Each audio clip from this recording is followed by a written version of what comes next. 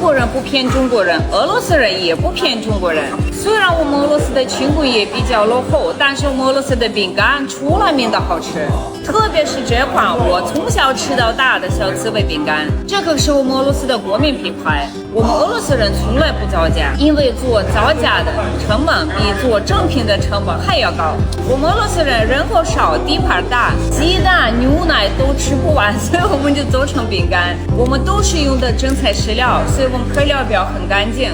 这个饼干吃起来是酥酥脆脆的口感，奶味儿特别浓。家里如果有老人、小孩子，一定还要去买2包。而且现在厂家做活动，你们看一下，这3包才9.9块，关键是特别符合中国朋友的口味儿，它不是那么甜。我给我中国朋友吃，他们都说非常好吃。